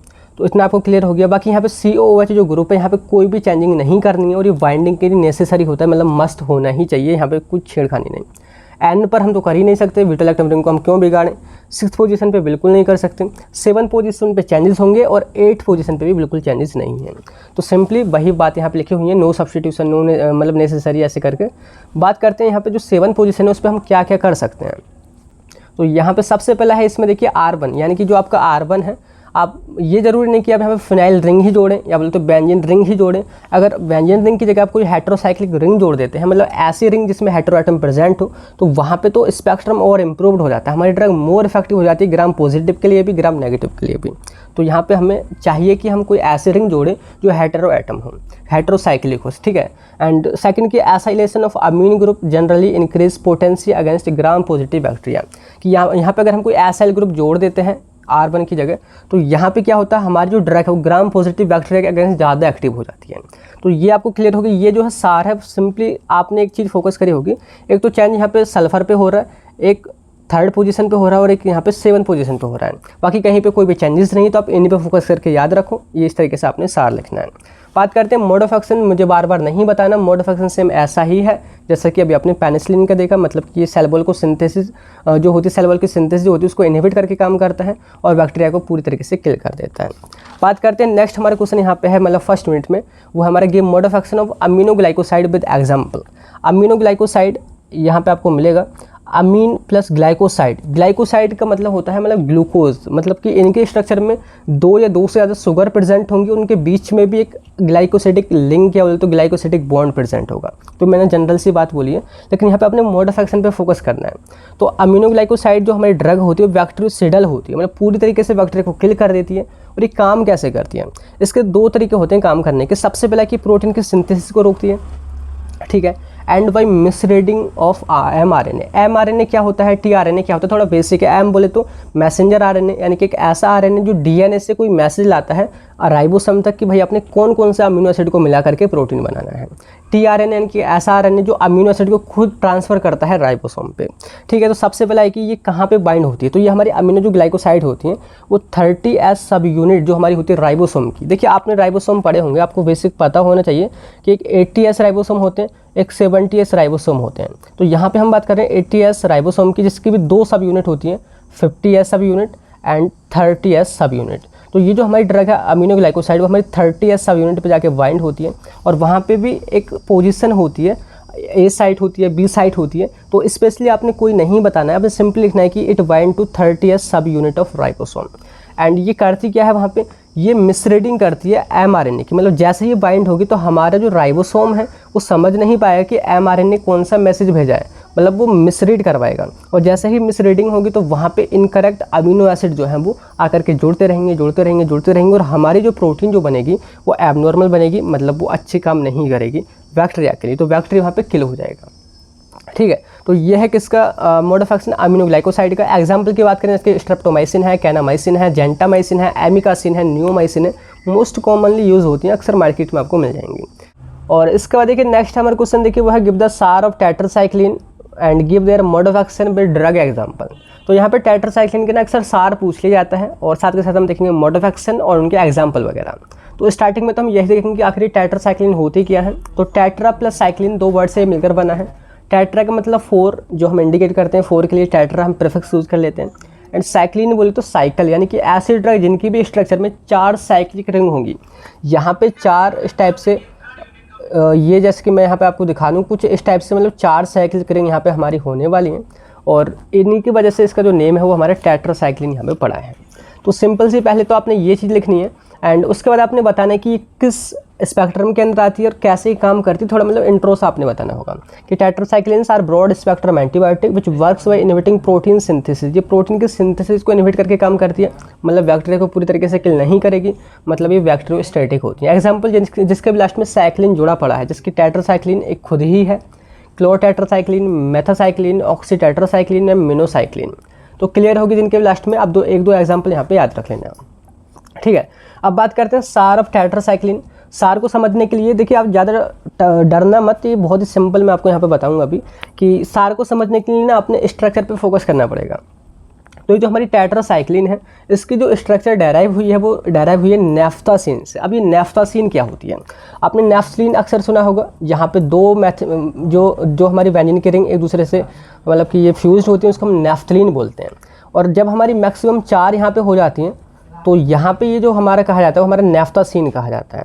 तो सिंपली अगर मैं आपको इसको नैफ्थासीन को डेराइव करूँ, मतलब कि स्ट्रक्चर ड्रॉ करूँ, तो इस तरीके से इसकी स्ट्रक्चर बनेगी जैसे कि यहाँ पे ये। और आपको एक चीज़ यहाँ पे बतानी होगी कि क्या ये हमारी जो अभी मैं आपको बना रहा हूँ, ये जो हमारी रिंग जो बनी है इसको हम नैफ्थासीन जो रिंग बोलते हैं, क्या ये एरोमेटिक होती है? अगर आप यहाँ वीडियो में यहाँ तक पहुँचे हैं तो मेरे को यही पता चलेगा कि आप वीडियो को यहाँ तक देख चुके हैं। तो आप मेरे को बताना कि जो हमारी नैफ्थासीन जो रिंग है जिससे हमारी टेट्रासाइक्लिन की जो रिंग मतलब कि स्ट्रक्चर डेराइव हुई है, क्या वो एरोमेटिक होती है? क्या यहाँ पे जो सारे बॉन्ड हैं मतलब कि वो सिंगल डबल ऐसे हैं और साथ साथ सारे मतलब रूल को फॉलो करके कि एरोमेटिक है या नहीं है आपने बताना पड़ेगा, ठीक है। बात करते हैं यहाँ पे कि और भी कई चीज़ यहाँ पे जुड़ी होती हैं। लिखा है कि tetracycline are derivative of naphthacene in which amide group attach. यहाँ पे अमाइड ग्रुप भी अटैच होता है। अमाइड ग्रुप क्या होता है? CONS2, ठीक है, ये ग्रुप अटैच होता है। इसके अलावा यहाँ पे और जगह पे होता है बाकी सब्स्टिट्यूशन। लाइक जैसे कि यहाँ पे आपको जो इधर जैसे कि मैंने 1 2 3 यहाँ पे 4 रिंग के नेम दे दिए हैं। जो फर्स्ट रिंग है देखिए यहाँ पे C डबल बॉन्ड O, यानी कि इसको हम कीटोन ग्रुप बोलते हैं। तो आपने याद रखने का सिंपल तरीका क्या है कि कीटोन हाइड्रोक्साइड, तो कीटोन अल्कोहल इस तरीके से आपने याद रखना है। पहले कीटोन फिर अल्कोहल, फिर कीटोन फिर अल्कोहल, इस तरीके से यहाँ पे याद रखना है ना। एंड बाकी यहाँ पे एक अमीन ग्रुप के साथ में 2 मिथाइल ग्रुप यहाँ पे अटैच है, नाइट्रोजन के साथ में अमीन ग्रुप, ये इसको आप बोलोगे तो ये आपने इस तरीके से लिखना है। बाकी यहाँ पे जो अलग अलग पोजीशन है यहाँ पे रिमेनिंग ग्रुप आके अटैच होंगे R1 R2 R3 R4, इतना आपको क्लियर हो गया। बाकी एक चीज़ आप यहाँ पे नोटिस करोगे कि ये जो आपकी लास्ट वाली रिंग है वो पूरी तरीके से एरोमेटिक है, जिसकी 3 बॉन्ड यहाँ पे आपको नज़र आ रहे हैं बेंजीन की तरह। एंड ये जो आपकी और जो रिंग है जिसकी यहाँ पे डबल बॉन्ड आपको नजर आएगा, ये बिल्कुल इसमें भी कोई डबल बॉन्ड नहीं है, इसमें एक डबल बॉन्ड है और इसमें एक यहाँ पे डबल बॉन्ड है। इन डबल बॉन्ड पे आपने ज़रूर से ध्यान रखना है ना। एंड यहाँ पे CONS2 ग्रुप सेकंड कार्बन से अटैच होता है और यहाँ पे OH ग्रुप अटैच होता है। तो ये जो है इस तरीके से स्ट्रक्चर एक बार ना आप ड्रॉ करना, 1-2 बार आप जैसे ही ड्रॉ करोगे ना तो आपको ये ड्रॉ करनी आ जाएगी। तो वही है कि नैफ्थासीन से डेराइव हुआ है, एक हमारा अमाइड ग्रुप यहाँ पे अटैच होता है, बाकी के यहाँ पे सब्स्टिट्यूशन इस तरीके से हो रखा है। अब यहाँ पे हम नंबरिंग कहाँ से करते हैं? जिसकी नंबरिंग का मैंने आपको एक तरीका बताया था कि जहाँ पे ऑक्सीजन या तो ऑक्सा जो प्रेफिक्स जो होता है उसको हम सबसे पहले प्रायोरिटी देते हैं कि वहाँ से हम नंबरिंग स्टार्ट करें। फिर दूसरा होता है सल्फर, अगर सल्फर है तो वहाँ को हम उससे नंबरिंग स्टार्ट करेंगे। फिर लास्ट में नाइट्रोजन को प्रायोरिटी देते हैं। तो सबसे पहले हम ऑक्सीजन से स्टार्ट करेंगे, तो ऑक्सीजन भी वो भी मतलब फर्स्ट रिंग वाला। तो यहाँ पे ऑक्सीजन यहाँ पे है 1 2 3 4 5 6 7 8 9 10 11 12, टोटल यहाँ पे हमारी 12 यहाँ पे आइटम्स होंगे जो मेन है। और इस तरीके से ये जो है नंबरिंग आपने करनी है। बाकी एक चीज़ आपने एक नोटिस की कि यहाँ पे ये जो है हाइड्रोजन और OH और हाइड्रोजन ये 3 आइटम्स और जोड़े पड़े हैं जो कि मतलब अलग स्पेस में है बोले तो ये जो डैश डैश से दिखा रखा है हमने इस तरीके से, ये आपने ध्यान रखना है। थोड़ी कॉम्प्लिकेटेड है आई नो, लेकिन आप प्रैक्टिस करना, 1-2 बार ड्रॉ करोगे ना तो आपने अगर ये ड्रॉ करनी आ गई आप सार को एकदम सिंपल लिख दोगे। तो यहाँ पे देखिए मैंने जो पॉइंट लिख रखे हैं वो हर एक पोजीशन के बारे में नहीं लिखा है, वरना फालतू में कुछ पोजीशन ऐसी भी थी जहाँ पे कोई भी मतलब कि आप सब्स्टिट्यूशन नहीं कर सकते। तो मैंने उन्हीं के बारे में पॉइंट लिखा है जहाँ पे आप कुछ चेंजेस कर सकते हैं और जिसकी कुछ इंपॉर्टेंस है। तो सबसे पहले हम बात करते हैं ये आपका जो अमाइड ग्रुप है यानी कि CONS2 ग्रुप। तो जैसे कि मैंने बोला था कि ये अमाइड ग्रुप और नैफ्थासीन रिंग से ही मिलकर बनती है। तो मतलब अमाइड रिंग जो है यहाँ पे वो कंपलसरी है, वो यहाँ पे होना ही चाहिए। अमाइड ग्रुप जो है वो यहाँ पे होना ही चाहिए। अगर आप इसको हटाते हैं तो एक्टिविटी यहाँ पे घट जाएगी। क्लियर हो गया। दूसरा आप देखोगे यहाँ पे C2 और C3, मतलब कि जो आपके कार्बन है C2 और C3, देखिए ये कीटो और इनोल फॉर्म है। देखिए यहाँ पे आप देखोगे C डबल बॉन्ड O, ये आपका कीटो फॉर्म है, और यहाँ पे जो है C डबल बॉन्ड COH, मतलब आपको मैं इस तरीके से दिखाऊँ कि C डबल बॉन्ड C और यहाँ पे OH यहाँ पे जोड़ा है, ये हमारी इनोल फॉर्म होती है। तो यहाँ पे दूसरे और तीसरे कार्बन के बीच में इनोल फॉर्म होनी ही चाहिए, कीटो इनोल फॉर्म यहाँ पे होना ही चाहिए। अगर इसको आप हटा देते हैं, मतलब डबल बॉन्ड को हटा देते हैं, तो एक्टिविटी यहाँ से गायब हो जाएगी। ठीक है, अब बात करते हैं यहाँ पे जो हमारे दो मिथाइल ग्रुप जो जोड़े पड़े हैं नाइट्रोजन या बोलते तो अमीन से, आप यहाँ पे देखोगे दो मिथाइल ग्रुप यहाँ पे अटैच, तो यहाँ पे मस्ट होने ही चाहिए, इनको आप हटा नहीं सकते। ये भी एक पॉइंट बन गया।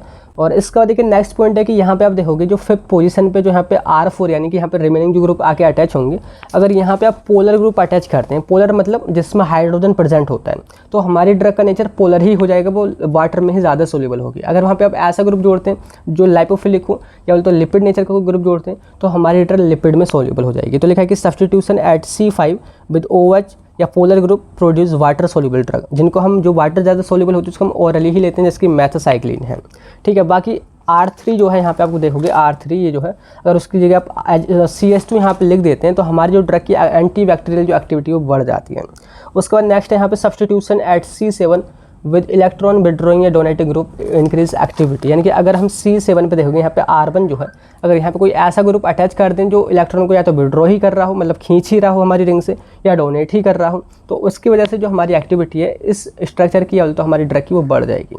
नेक्स्ट आप देखोगे कि यहाँ पे जो रिंग है पूरी ये बेंजीन की तरह है, मतलब ये पूरी तरीके से एरोमेटिक है, तो यहाँ पे बिल्कुल छेड़खानी नहीं करनी है, मतलब ये जो रिंग है वो एरोमेटिक ही होनी चाहिए, यहाँ पे मस्ट नेसेसरी होनी ही चाहिए एरोमेटिक।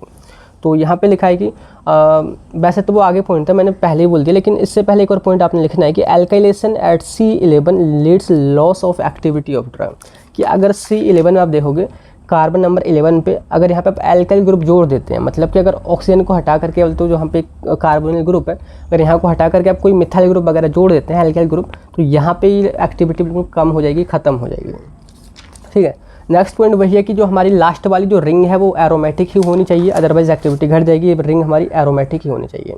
एंड नेक्स्ट पॉइंट है कि ये जो हमारी तीनों रिंग है, ये जो तीनों रिंग आप देखोगे लाइनियर हैं, बोले तो एक लाइन में है 1 2 3 4, एक लाइन से जुड़ी पड़ी है, ऊपर नीचे नहीं होनी चाहिए कि एक रिंग हम यहाँ पे जोड़ दो एक रिंग यहाँ पे जोड़ दो, नहीं, ऐसा नहीं होना चाहिए, लाइनियर ही होनी चाहिए। तो ये इसका सार है। अगर आप थोड़ा एक बार पढ़ोगे ना ठीक ठाक से, अगर खुद लिख करके देखोगे रफ कॉपी में जैसे रिवीजन से करते हैं, तो आपको याद हो जाएगा। तो ये हो गया इसका सार। बात करते हैं इसका मोड ऑफ एक्शन। देखिए बहुत ही सिंपल है, इसका भी हमने देखा कि हमारी बैक्टीरियोस्टैटिक होती है, यानी कि प्रोटीन की जो सिंथेसिस होती है उसी को इनहिबिट करके काम करेगी। अब ये कैसे इनहिबिट करेगी, तो ये जो है राइबोसोम पे काम करेगी। तो राइबोसोम के अभी मैंने दो सब यूनिट आपको बताई थी, एक होती है 30S, एक होती है 50S। तो यहाँ पे जो है वाइंड होती है, यहाँ पे देखिए दो साइट होती है, आपको राइबोसोम में बस ध्यान रखना है, एक P साइट होती है एक A साइट होती है, आपने इस तरीके से ही बनाना होगा। तो ये जो हमारी ड्रग है टेट्रासाइक्लिन, वो A साइट पे जाके बाइंड होती है, जैसे मैंने दिखा रखा है tetracycline drug bind hair.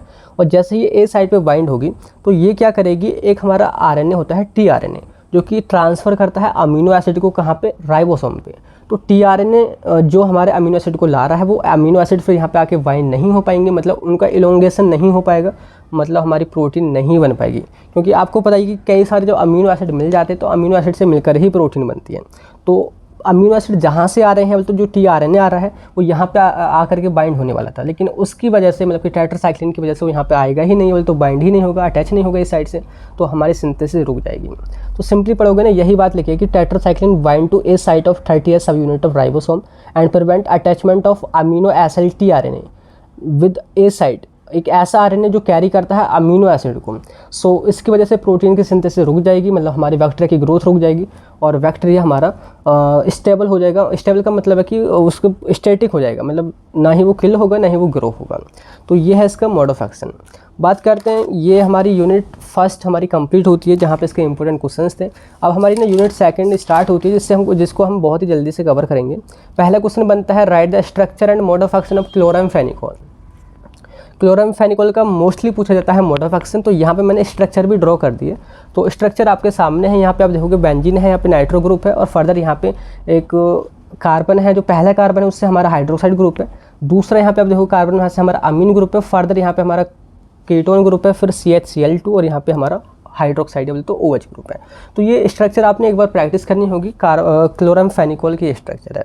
Mode of action की बात करें तो हमारी बैक्टीरियोस्टैटिक एंटीबायोटिक है, बोले तो बैक्टीरिया की जो ग्रोथ है उसको ये रोक देती है और जो काम करती है प्रोटीन की सिंथेसिस को ही रोक के, मतलब इसका तरीका अलग है, मतलब प्रोटीन की सिंथेसिस को ये भी रोकेगी लेकिन ये अलग जगह पे काम करेगी। तो लिखा है कि chloramphenicol binds reversibly to 50s subunit of ribosome. आपने एक चीज़ नोटिस की कि अभी टेट्रासाइक्लिन हमारे 30s से जाके बाइंड हो रहा था, तो इन दोनों में डिफरेंस है कि हमारे 30s से जाके बाइंड होता है, लेकिन ये जो है हमारी 50s से जाके बाइंड होती है। और ये करती क्या है, ये जो है पेप्टाइड बॉन्ड जो बनते हैं, पेप्टाइड बॉन्ड क्या होते हैं, यानी कि जो हमारे अमीनो एसिड है, जैसे एक अमीनो एसिड ये है, एक अमीनो एसिड ये है, एक अमीनो एसिड ये है, जो जिस बॉन्ड से ये जुड़े होते हैं इसको हम पेप्टाइड बॉन्ड बोलते हैं। ये इन पेप्टाइड बॉन्ड को ही नहीं बनने देता। जब ये बॉन्ड नहीं बनेंगे मतलब कि अमीनो एसिड एक जगह जुड़ेंगे ही नहीं, जब नहीं जुड़ेंगे मतलब प्रोटीन की सिंथेसिस रुक जाएगी। तो ये जो है इस तरीके से काम करती है क्लोरामफेनिकोल। अब बात करते हैं कि define pro drug and give their application. ये प्रो ड्रग क्या होती है, बहुत ही इंटरेस्टिंग यहाँ पे कॉन्सेप्ट है। तो कि प्रो क्या होता है, मतलब एक कोई बोलते हैं ना ये भाई प्रो बंदा है यार, ये प्रो प्लेयर है, मतलब वो थोड़ा अलग होता है, हटके होता है, उसमें कुछ खूबियाँ होती हैं, है ना, तभी तो उसको हम प्रो बोलते हैं। तो ये भी हमारी प्रो ड्रग एक ऐसी ड्रग है जिसके अंदर कुछ खूबियाँ होंगी, कुछ अच्छी प्रॉपर्टी होंगी। तो सिंपली अगर हम बात करें कि प्रो ड्रग हमारी ऐसी ड्रग होती है जो हमारी बॉडी के बाहर तो इनएक्टिव होती हैं, मतलब उनका कोई एक्शन नहीं होता, लेकिन जैसे ही बॉडी में जाती हैं तो वो एंजाइम की मदद से एक एक्टिव फॉर्म में कन्वर्ट हो जाती हैं, और उन्हीं ड्रग को हम बोलते हैं प्रो ड्रग। तो यहाँ पे आप सिंपली एग्जाम्पल से समझो कि यहाँ पे कोई हमारी टैबलेट है, मतलब कोई ड्रग है, और यहाँ पे मैं कोई इस तरीके से बॉडी बना देता हूँ, लाइक जैसे कि यह बंदा हंस रहा है, खुश है बहुत, तो ये देखोगे ये जो ड्रग है जब हमारी बॉडी के बाहर इनएक्टिव होती है और बॉडी के अंदर जाते ही वो एक्टिव फॉर्म में कन्वर्ट हो जाती है, तो ऐसी ड्रग को हम बोलते हैं प्रो ड्रग। ठीक है, तो क्या ये प्रो ड्रग नेचुरली होती है? नहीं, बिल्कुल नेचुरली नहीं होती, इनको हम खुद बनाते हैं प्रो ड्रग। इसमें हम कुछ चेंजेस करते हैं जिससे हमारी ड्रग बॉडी के बाहर इनएक्टिव हो जाती है। तो लिखने पहले क्या है कि प्रो ड्रग इज़ ए 2 बार लिख दिया, ये इज एन होगा, थोड़ी ग्रामर में इधर उधर हो जाता है। Pro drug is an inactive drug outside the body and after intake it converted into active drug with the help of enzyme. कि बॉडी के बाहर इनएक्टिव होता है, बॉडी के अंदर जाते ही किसी एंजाइम की मदद से एक्टिव फॉर्म में कन्वर्ट हो जाता है। तो सिंपली यहाँ पे मैंने दिखा रखा है कि हमारी रियल ड्रग है, मतलब मेन जो हमारा ड्रग मॉलिक्यूल वो है ये हमारी रेड कलर में, और बाहर से हम क्या करते हैं इस ड्रग के ऊपर कुछ कवरिंग कर देते हैं, मतलब कोई कैरियर आप बोल सकते हैं, कोई प्रोमोटिव बोल सकते हैं। तो हमारी मेन ड्रग को इस तरीके से कवर कर देगा, और जैसे ही कवर होगी तो क्या होगा, हमारी ड्रग इनएक्टिव हो जाएगी क्योंकि इसके ऊपर हो गई ये कवरिंग। ठीक है, अब जैसे हम इसको बॉडी में लेंगे, बॉडी में हमारा गया और जैसे बॉडी में जाएगा तो बॉडी में हमारे एंजाइम्स होते हैं, एंजाइम क्या है इसको डिग्रेड करेंगे बाहर वाले पोर्शन को, जैसे वो डिग्रेड होगा तो एक्टिव ड्रग हमारी अलग हो जाएगी और ये जो हमारी मोइटी थी ये अलग हो जाएगी, और फिर एक्टिव फॉर्म में जो हमारी ड्रग है वो अपना काम करने लग जाएगी। तो ये हमारा कॉन्सेप्ट कहा जाता है प्रो ड्रग। इसे बहुत ही अच्छा कॉन्सेप्ट है। अब इसका आप यूज़ समझो, एप्लीकेशन आपने देखिए यहाँ पे हेड, मैंने कुछ पॉइंट ही लिखे हैं, मतलब हेडिंग है, आप इनके बारे में खूब बड़ा करके लिख सकते हैं।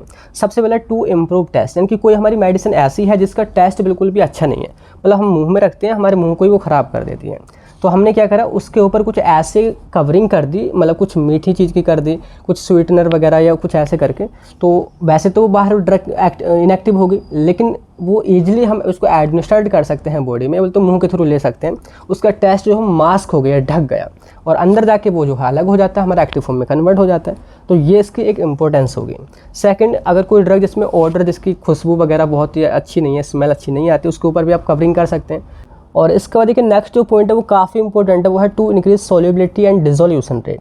कि यहाँ पे जो हमारी जो मेन ड्रग होती है उस पर हम कुछ ऐसी कवरिंग कर देते हैं किसी सोल्युबलाइजिंग एजेंट की, कि जिससे कि हमारी ड्रग इजीली सोल्यूबल हो जाए, डिज़ोल्व हो जाए, और बाहर वो इनएक्टिव बेशक हो जाएगी लेकिन हमारी बॉडी में जाके वो अच्छे से डिज़ोल्व होकर के अच्छा एक्शन दिखाएगी।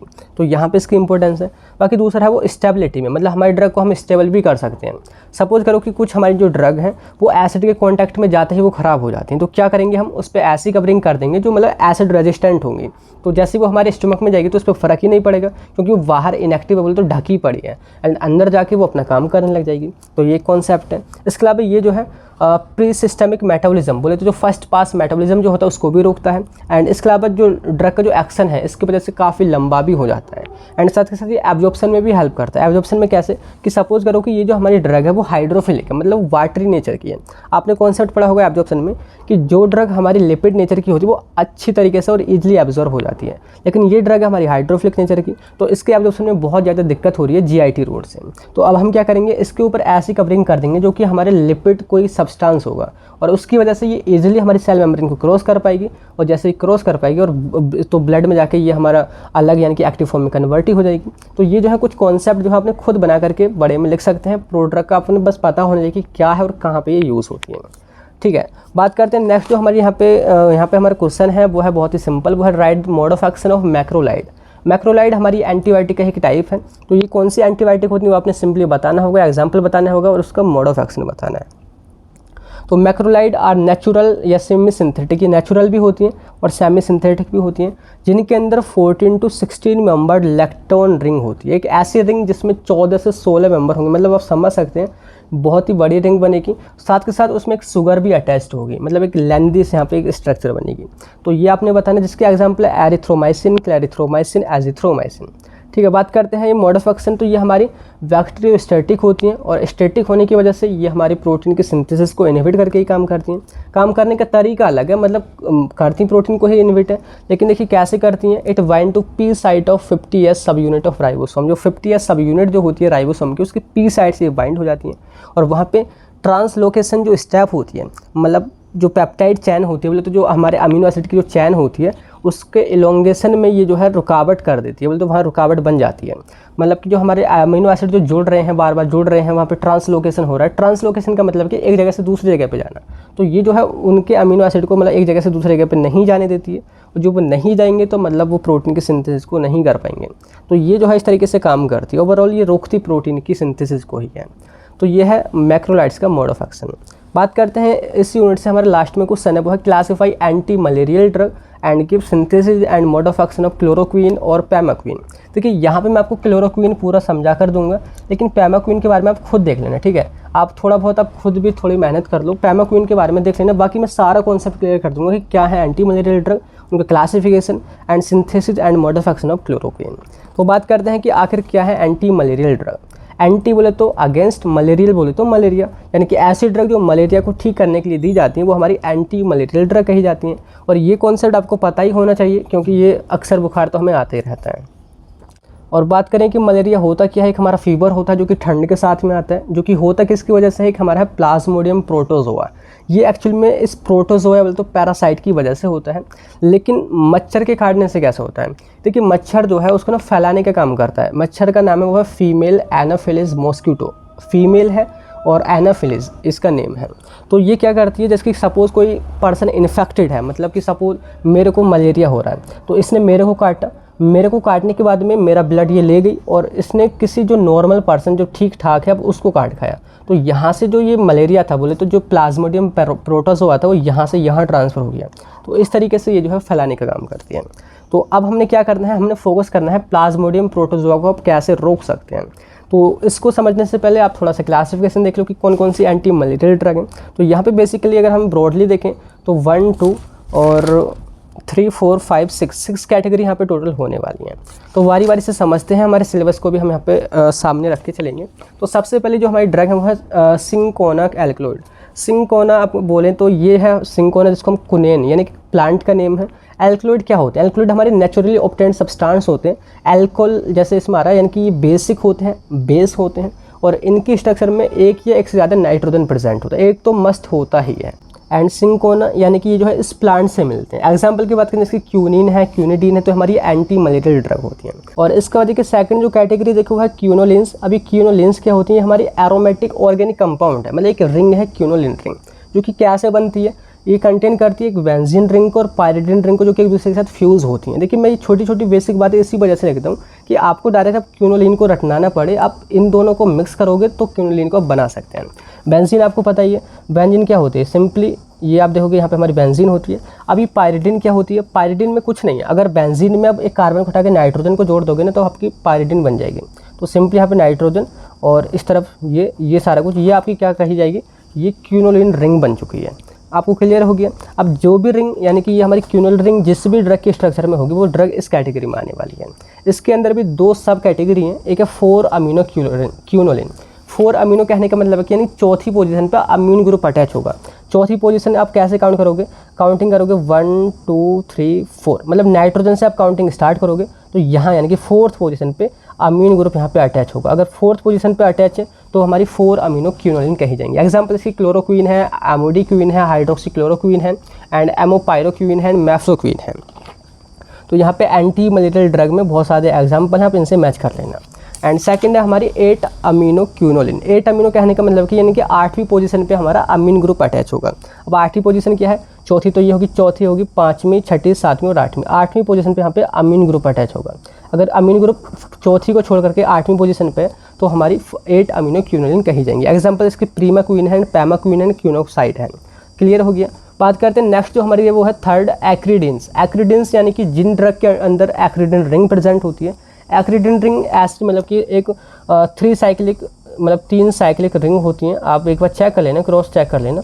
और यहाँ पे बीच में नाइट्रोजन होता है, तो ये जो हमारी रिंग कही जाती है इसको हम एक्रीडिन रिंग बोलते हैं। जिस भी ड्रग के स्ट्रक्चर में ये होगी तो वो इस कैटेगरी में आएगी। एग्जाम्पल इसकी एक्रीक्वीन है एंड क्यूनाकरीन है। क्लियर हो गया। नेक्स्ट है वो हमारी कैटेगरी वो है एंटीफोलेट। एंटी बोले तो अगेंस्ट, फोलेट बोले तो फोलिक एसिड, यानी कि ऐसी ड्रग जो फोलिक एसिड का यूज़ नहीं करने देती है हमारे पैरासाइट को और जिसकी वजह से उसका डीएनए नहीं बन पाता है, तो हमारी एंटीफोलेट ड्रग कही जाती है। तो इसमें भी 2 टाइप्स होते हैं, biguanides and die amino pyrimidines.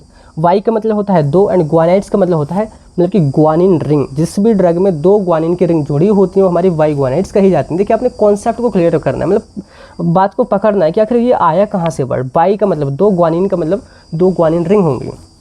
तो ग्वानिन रिंग कहाँ कैसे होती है, कार्बन होगा, कार्बन में यहाँ पे आपके साथ एक अमीन ग्रुप अटैच होगा इस तरीके से, और एक तरफ यहाँ पे डबल बॉन्ड के साथ में NH ग्रुप होगा। ये हमारी जो है ग्वानिन रिंग कही जाती है। जब ये 2 ग्वानिन रिंग एक दूसरे से अटैच हो जाती हैं तो वहाँ पे वाई ग्वानाइड्स हमारे बन जाते हैं। एग्जाम्पल इसकी प्रोग्वानिल, नाइट्रोग्वानिल, क्लोरोग्वानिल।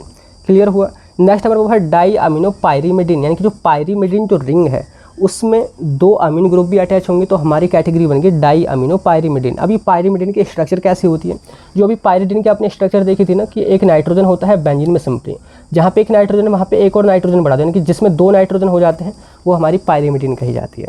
होगा क्लियर। बात करते हैं नेक्स्ट हमारा वो है sulphonamide and sulphonyl. Next category है, यानी कि जो सल्फर के साथ में अमाइड ग्रुप अटैच होगा तो हमारे सल्फोनामाइड कहा जाएगा। सल्फोन एक दूसरी कैटेगरी होती है तो साथ में ही पढ़े जाते हैं। एग्जाम्पल इसके सल्फोडॉक्सिन है, सल्फोडायजीन है एंड सल्फामेथोक्साजोल है।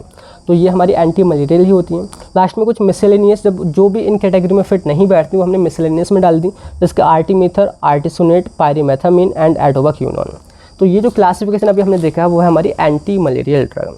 बाकी बाहर ना शायद आपको कुछ बैकग्राउंड में एक कीड़े जो बोलते हैं ना, जब बारिश वगैरह पड़ जाती हैं तो उसकी आवाज़ आ रही होगी, उसको इग्नोर करना। आई एम सॉरी, मैं इसको कंट्रोल नहीं कर सकता। बात करते हैं क्लोरोक्विन की सिंथेसिस की। देखिए क्लोरोक्विन की पहले आप स्ट्रक्चर को समझो और ये समझो कि किस कैटेगरी में आ रही है।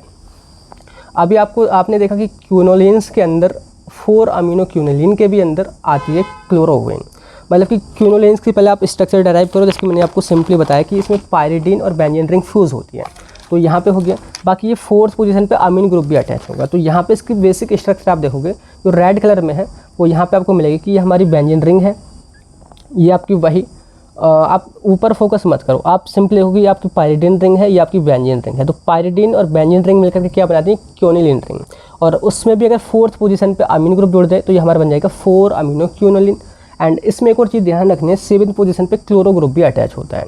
ठीक है। बाकी ये जो बेसिक स्ट्रक्चर है हर एक ड्रग में होगी, यानी कि इस कैटेगरी की जो हमारी ड्रग है, जैसे हमारी क्लोरोक्विन के अलावा अगर एमोडिक्विन की बात करें, हाइड्रोक्सीक्लोरोक्विन की बात करें, एमोपाइरोक्विनिन की बात करें, मैफ्लोक्विन की बात करें, तो हर एक के स्ट्रक्चर में ये जो रिंग है दोनों इस तरीके से आपको नजर आएंगे। मतलब इनकी पोजीशन चेंज हो सकती है CL-VL की वगैरह, बाकी सब कुछ सेम ही होगा। एंड यहाँ पे एक इतना लंबा सा ग्रुप आके अटैच हो गया है। और इसके नेम की बात करें तो नेम यहाँ पे नीचे लिखा हुआ है, वो है 4 अमीनो 1 डाइइथाइल अमीनो पेंटेन। तो ये जो है हमारी क्यूनोलिन की रिंग के साथ में एक लंबी सी चेन जुड़ी है, वो हमारा क्लोरोक्विन कहा जाता है। अब इसको याद कैसे रखना है और सिंथेसिस कैसे याद रखनी है। देखिए सिंथेसिस को बहुत ही सिंपल है कि आप इस रेड कलर को अलग करो, इसको अलग करो, अब दोनों को जोड़ दो, वही हमारी सिंथेसिस हो जाएगी। लेकिन आपने यहाँ पे एक चीज़ ध्यान रखनी है कि यहाँ पे जो 4th पोजीशन पे जो अमीन ग्रुप है ना, तो इसमें जो रिएक्टेंट है, मतलब जो रिएक्टेंट जो सिंथेसिस में यूज़ होंगे, वहाँ पे दोनों जगह पे Cl होगा। यहाँ भी Cl है, यहाँ भी Cl है। लेकिन यहाँ पे बेसिक स्ट्रक्चर जो मेन स्ट्रक्चर उसमें आप देखोगे तो यहाँ पे NH ग्रुप आ जाता है, जो कि मैं भी आपको बताऊँगी कि कैसे आया। तो सिंपली लिखा है कि it is prepared from reaction of 4,7 डाइक्लोरोक्यूनोलिन। मतलब 4थी और 7वीं पोजीशन पे डाई यानी कि 2 क्लोरो ग्रुप अटैच हैं क्यूनोलिन रिंग में। क्यूनोलिन रिंग है जिसमें काउंट करोगे 1 2 3 4 5 6 7, मतलब कि 4th एंड 7वीं पोजीशन पे 2 क्लोरो ग्रुप अटैच हैं। प्लस ये रिएक्ट करते हैं किसके साथ में, 4 अमीनो 1 डाइइथाइल अमीनो पेंटेन, यानी कि चौथी पोजीशन पे अमीन ग्रुप है, चौथी पोजीशन बोल तो 1 2 3 4 यहाँ पे अमीन ग्रुप है, और उसके साथ में क्या है डाई इथाइल अमीनो पैंटेन, ये डाई इथाइल बोलते तो 2 इथाइल ग्रुप और ये हमारा पैंटेन ग्रुप यहाँ पे अटैच हुआ पड़ा है। तो यहाँ पे जब ये सिंपली रिएक्ट करते हैं तो होता क्या है, देखिए आप देखोगे कि यहाँ पे जो Cl है ऐसा Cl निकलेगा और एक हाइड्रोजन निकलेगा, यानी कि HCl यहाँ पे टोटल निकलेगा, बाकी ये NH जो बचेगा वो NH यहाँ पे जुड़ जाएगा, पूरी चैन ज्यों की त्यों यहाँ पे लिख दी जाएगी। तो यहाँ पे सिंपली आप देखोगे आपके सामने है क्लोरोक्विन की स्ट्रक्चर तैयार कि यहाँ पे Cl और ये दोनों रिंग आपकी NH कैसे आया मैंने आपको बता दिया, NH डायरेक्टली यहाँ पे जुड़ जाएगा, बाकी सारे कुछ यहाँ पे सेम है। तो ये आपको सिंथेसिस बहुत ही सिंपल तरीके से समझ आ गई होगी। यानी कि अगर कुछ भी याद ना आए ना तो आप ध्यान रखना कि ये जो इसकी स्ट्रक्चर है ना वो 2 पार्ट में डिवाइड करनी है, डिवाइड करी, यहाँ पे Cl रखा एक जगह और दोनों को फिर मिला करके आपने जोड़ के बता दिया कि भाई आपको बन गया क्लोरोक्विन। तो ये काफ़ी इंपॉर्टेंट है। और इसके बाद देखिए लास्ट में एक और पॉइंट आपने देखना है वो है mode of action of chloroquine, बाकी आपकी 2 यूनिट है दोनों खत्म हो जाएंगे। तो कैसे ये काम करती है क्लोरोक्विन, ये समझने से पहले आपने ये देखना है कि कहाँ पे काम करेगी। तो ये जो हमारा मलेरिया हो रहा था वो हो रहा था प्लाज्मोडियम प्रोटोजोआ से, तो कहीं ना कहीं जो हमारी ड्रग है इसी को किल करेगी, और किल कैसे करेगी वही तो आपने लिखना है। तो लिखना है कि chloroquine works by inhibiting polymerisation of heme to hemozoin. ये जो है हीम का पॉलीमराइजेशन नहीं होने देती है हीमोजोइन में। पॉलीमराइजेशन का भी मतलब आपको पता होगा, यानी कि पॉलीमर बनना, एक कई सारे हीम जुड़ जाएंगे, या बोले तो हीम के जैसे ही स्ट्रक्चर हीमोजोइन की होने वाली है। तो यहाँ पे ये क्यों कन्वर्ट नहीं होने देती है हीम को हीमोजोइन में, उसका मकसद समझो कि देखिए free heme damage parasite membrane and kill it, कि जो हमारा हीम जो होता है वो काफ़ी ज़्यादा डेंजरस होता है पैरासाइट के लिए, यानी कि जो हमारा प्लाज्मोडियम जो पैरासाइट है उसको ईजिली हीम ही किल कर सकता है। अब ये हीम जब किल कर सकता है तो खुद किल क्यों नहीं कर देगा, तो मतलब समझो। देखिए हीमोग्लोबिन हमारे ब्लड में होता है, हीमोग्लोबिन बनता है हीम से और ग्लोबिन से।